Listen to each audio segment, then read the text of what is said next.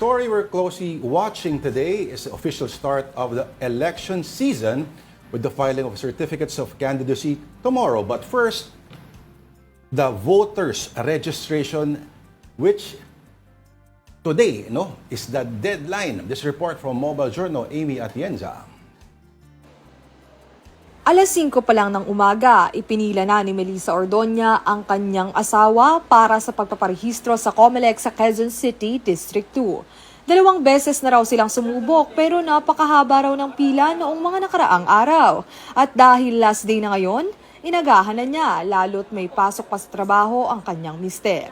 Paalala naman ng COMELEC, bago magtungo sa registration sites, siguraduhing tama ang mga dalang dokumento at form para iwas aberya.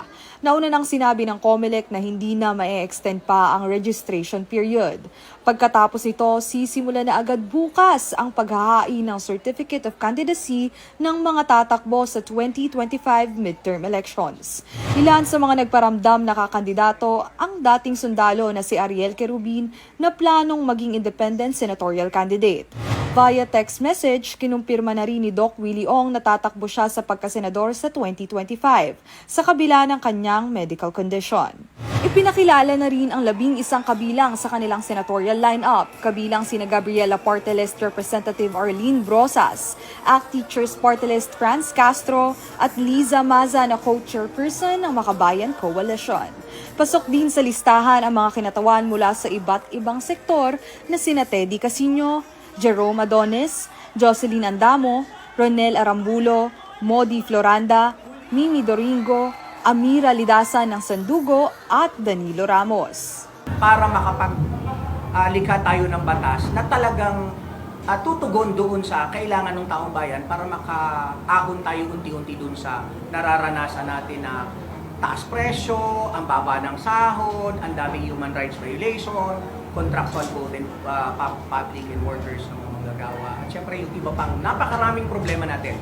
So walang ibang nakaka-resolve po nun sa Senado kung hindi yung galing mismo sa ordinaryong mamamayan. At kami po yun. Inanunsyo rin ng Makabayan ang first nominees ng kanilang mga party list. Sina Nery Colmenares ng Bayan Muna Party List, Sara Elago ng Gabriela Women's Party, Representative Antonio Tino ng ACT Teachers Party at Attorney Reneco ng Kabataan Party List. Samantala, tinanggihan ni Senator Amy Marcos ang pag-endorso sa kanya ni Pangulong Bongbong Marcos sa senatorial slate ng administrasyon.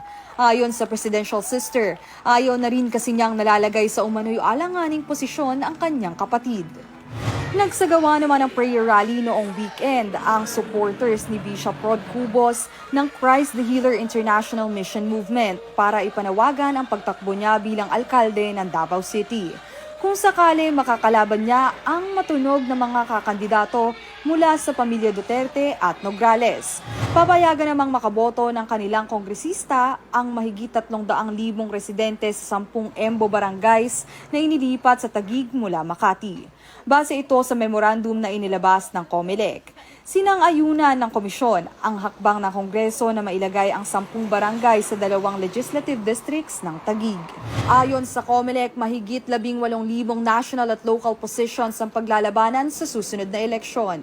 Kabilang dito ang 12 senatorial seats, 63 para sa party list representatives at 254 para sa congressional district representatives. Mobile Journal, Amy Atienza po. Hatid ang muka ng balita.